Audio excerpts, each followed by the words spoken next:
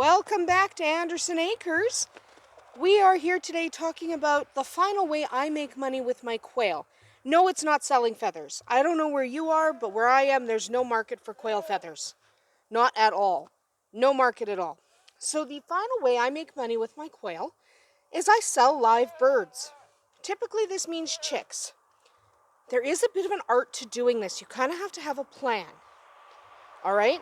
Because typically what happens, I'll just tell you, baby quail are suicidal. I'm not kidding. They look for any and all ways to die.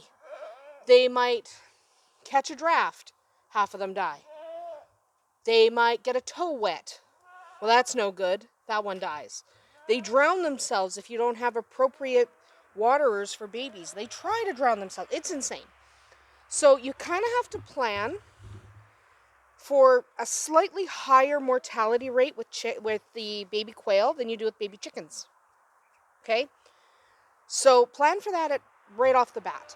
So my method is I hatch the chicks myself, because my quail lay some beautiful eggs. I hatch them myself. Hi, guys. So I hatch them, and then out of what hatches, I keep 50%. Okay? I sell the other 50%. Do not sell with a health guarantee. Baby quail are delicate little creatures. If their heat's not just right, if their food's not just right, if their food's not crushed enough, all of those things play into whether or not you're going to be able to keep your chicks alive. And you can't control what people do, because some people, I tell you, people are crazy. I have people who tell me that they don't give them any heat. Well, you have to, at least for the first 10 days.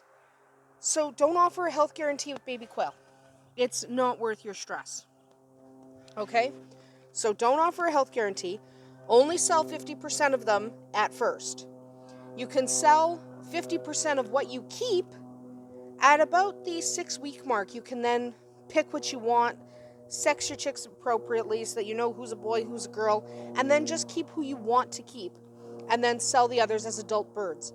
But sell them later, because you do want to make sure that you keep enough for yourself. You don't want to end up with no chicks. Quail are not as long-lived as chickens. You want to make sure you're keeping a portion of the babies. So, okay, now that we've covered that, someone's going to ask me, what about pricing? Hi, guys. Chickens. Nope, quail, not chickens. I call you chickens, but you're not chickens. You're quail.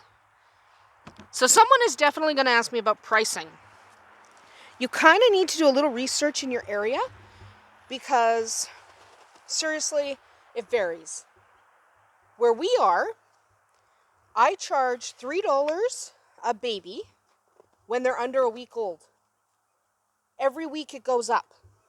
So if my babies are 2 weeks old, up to 2 weeks old, they are $4. The next week, they're $5. All the way up to, I charge about $10 for an adult. Okay? So it starts at $3 and then goes up from there. You should do that. The longer you hold on to the chicks, the longer you have to feed them, the more costs you incur. Absolutely, you need to raise your prices as they get older. That is really important. So make sure you've done that. Figure out what the prices in your area tend to be and stick around that. You don't want to overcharge, but don't undersell yourself. Birds take a lot of work, and you do want to make sure you're charging appropriately and make sure that you're not getting ripped off, that you're not selling your birds for $1 a baby and other people are selling them for $5 a baby. You want to make sure. Do not get ripped off. They take work, they take love, they take a lot of care. You definitely want to get your money when people buy them from you. So make sure you're not underselling. I know I say that every time I talk about making money with your animals. Do not undersell yourself. I mean, don't overcharge, but don't undersell.